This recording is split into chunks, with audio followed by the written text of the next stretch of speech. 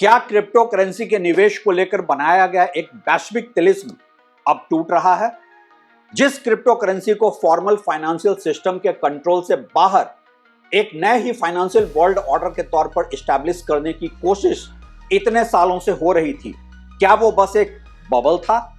Crypto currency को तो सोने से भी ज्यादा मूल्यवान बताया गया था और फ्यूचर का करेंसी बताकर दुनिया भर के इन्वेस्टर्स का पैसा इसमें पार्क कराने की कोशिश होती रही थी।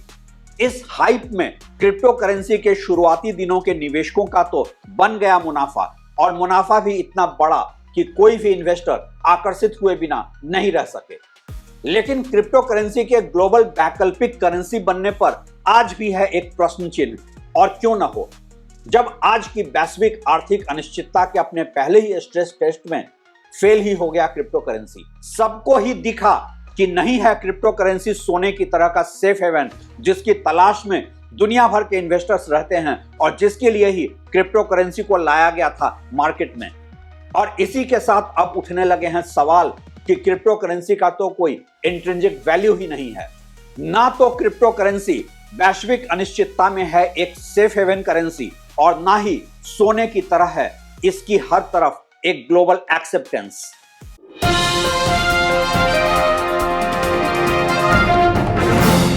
नमस्कार, आप देख रहे हैं ट्रैक टू रियलिटी और मेरा नाम है रवि सिन्हा।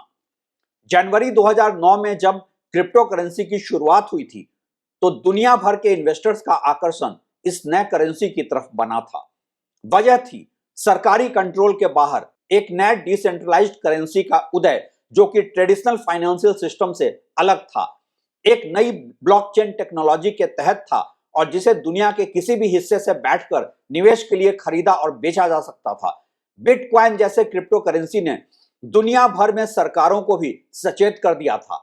दरअसल 2008 के ग्लोबल फाइनेंशियल क्राइसिस ने ट्रेडिशनल बैंकिंग सिस्टम और अमेरिकी कंट्रोल के डॉलर करेंसी के पैरेलल एक नई करेंसी की जरूरत पर लोगों का ध्यान आकर्षित किया था। आखिर फिएट करेंसी की कोई गोल्ड की बैकिंग तो थी नहीं, जो भी बैकिंग थी वो बस देशों के सरकारों के एक वर्बल एश्योरेंस की बैकिंग ही थी, और सभी को लगने लगा कि ये तो बस पेपर मनी है जो सरकार जब जितना चाहे छाप सकती है और इन्फ्लेशन को बढ़ा सकती है, आपके पैसे की वैल्यू कम कर सकती है, इसे कभी भी खत्म भी किया जा सकता है, जैसे कि इंडिया में 2016 में डिमोनेटाइजेशन के समय हुआ, जब 1000 और 500 के नोट को अचानक ही खत्म कर दिया गया, गैर कानूनी करार दे दिया गया।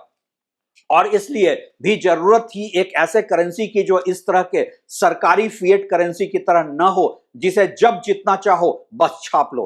बिटकॉइन जैसे क्रिप्टो करेंसी किसी भी देश के सरकार और सेंट्रल बैंक के कंट्रोल से बाहर थे।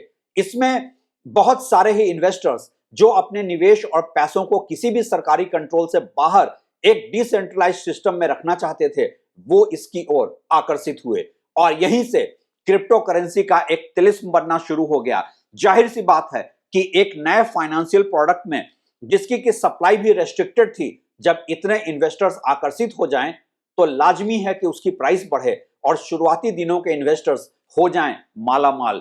इसे फाइनेंस की दुनिया का सबसे बड़ा इनोवेशन के तौर पर देखा जा रहा था, जो डिसेंट्रलाइज्ड था, फास्टर ट्रांजैक्शन था और सबसे बड़ी बात यह कि इन्फ्लेशन प्रूफ होने की वजह से एक सेफ हेवन भी था। लेकिन फाइनेंस की दुनिया इतनी 2 और 2 4 जोड़कर कहां चलती है? क्रिप्टो करेंसी पर पहले सवाल तो इसलिए भी उठा कि फाइनेंस और इन्वेस्टमेंट का बेसिक रूल है कि पैसा वहीं इन्वेस्ट करो जो आपके समझ में आने वाली चीज हो। यही वजह है कि हर कोई स्टॉक मार्केट में भी या तो नहीं आता है या फिर बिना समझे अगर आए भी तो गंवा देता है अपना पैसा, और बिटकॉइन जैसे क्रिप्टो करेंसी आम लोगों के समझ में आते ही नहीं है। दूसरी वजह है कि जो सीजन्ड इन्वेस्टर्स हैं वो हमेशा से ही सवाल उठाते रहे हैं कि आखिर क्या है क्रिप्टो करेंसी की वैल्यू। हाँ, ये सच है कि प्राइस बहुत ज्यादा बढ़ी है और इन्वेस्टमेंट का रिटर्न भी मिला है, वो ठीक है, लेकिन प्राइस और वैल्यू हमेशा एक ही चीज नहीं होती है। आखिर है क्या क्रिप्टो करेंसी की इंट्रिंसिक वैल्यू?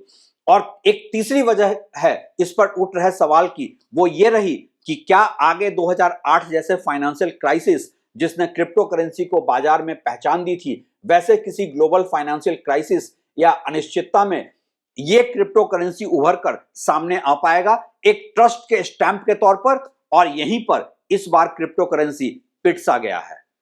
कहा तो यह गया था कि क्रिप्टो करेंसी और गोल्ड में एक सिमिलैरिटी है, दोनों ही ऐसे असेट हैं जिसकी सप्लाई सरकारी कंट्रोल के बाहर है, और क्रिप्टो करेंसी की सप्लाई तो इसके डिजाइन में ही लिमिटेड है, और इसलिए गोल्ड की ही तरह क्रिप्टो करेंसी भी इन्फ्लेशन और अनसर्टेनिटी के अगेंस्ट एक हेज है। लेकिन इस साल की वैश्विक अनिश्चितता में दोनों के परफॉर्मेंस में फर्क साफ दिखा है। जहां गोल्ड की कीमत 60% तक बढ़ी और एक प्राइस करेक्शन या प्रॉफिट बुकिंग के बाद भी ये 44% ऊपर रही, क्रिप्टो करेंसी का रिटर्न इस साल रहा 13%, जो ठीक ठाक है। लेकिन सबको ये दिख रहा है कि अगर ट्रेड वॉर या वैश्विक अनिश्चितता बढ़ी तो इन्वेस्टर्स का रुख क्या होगा।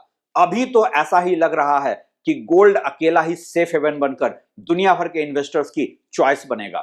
2025 का यह साल मार्केट के स्ट्रेस टेस्ट का साल था, और इसमें गोल्ड और बिटकॉइन के परफॉर्मेंस में एक जबरदस्त कॉन्ट्रास्ट देखा गया। मार्च की शुरुआत से मिड अप्रैल तक जब ग्लोबल मार्केट्स डाउन रहे, अमेरिकी राष्ट्रपति डोनाल्ड ट्रंप की आक्रामक ट्रेड वॉर की वजह से अमेरिका में एक्सपोर्ट पर असर पड़ने से तो इस दरमियान तो गोल्ड का 15% का एप्रिसिएशन हुआ, जबकि बिटकॉइन 1% डाउन रहा।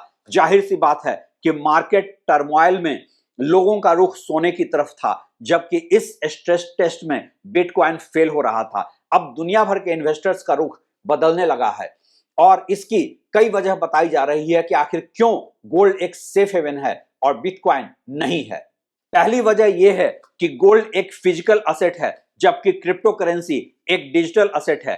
फिजिकल असेट जब आपके पास हो तो वो एक रियल असेट होता है, जबकि डिजिटल करेंसी को फंक्शन करने के लिए एक इंफ्रास्ट्रक्चर की जरूरत होती है। किसी बड़े क्राइसिस में आप कैसे अपने असेट को रिडीम कर सकते हैं अगर उसका इंफ्रास्ट्रक्चर भी उस वक्त बाधित हो।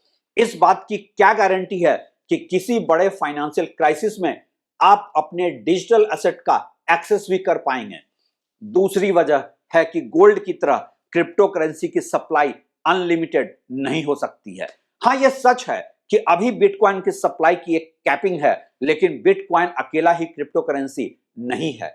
अब दूसरे क्रिप्टो करेंसी भी मार्केट में अपनी सप्लाई लेकर आने लगे हैं, और नए क्रिप्टो करेंसी कम प्राइस पर मिल भी रहे हैं।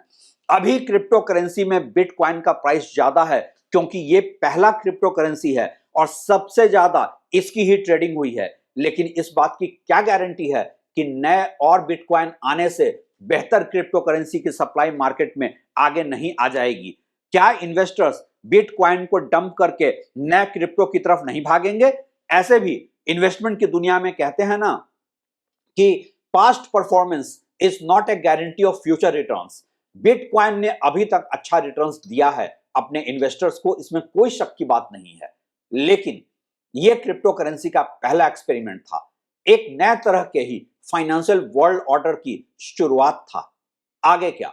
क्या क्रिप्टो करेंसी गोल्ड की तरह सालों साल अपना वैसे ही वैल्यू मेंटेन कर पाएगा?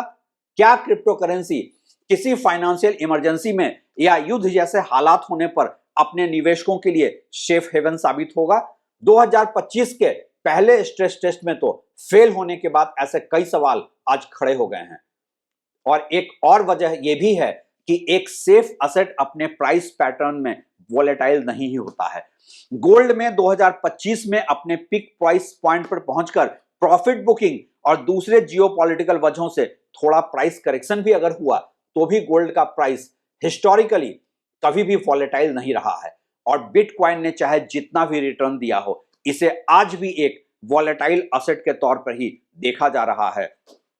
आज भी ये चॉइस है सिर्फ उन इन्वेस्टर्स का जो हाई रिस्क और हाई रिटर्न के एसेट्स को प्रेफर करते हैं। और इन सब वजहों से 2025 में एक बात तो साबित ही हो गई है कि गोल्ड बेस्ट असेट है सेफ हेवन के तौर पर, और कोई क्रिप्टो करेंसी गोल्ड की जगह नहीं ले सकती है।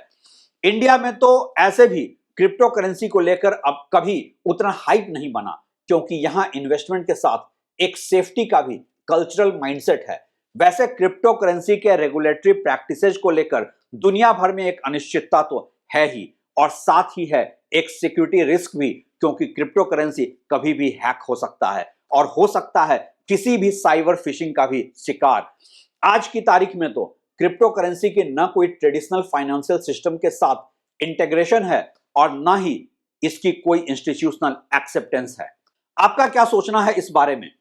क्या आप अभी भी क्रिप्टो करेंसी में इन्वेस्ट करना चाहेंगे, और वो भी तब जबकि देश में इसके ऊपर टैक्स तो है लेकिन इसे कानूनी मान्यता नहीं है मिली? आपके जवाब का इंतजार रहेगा। शुक्रिया।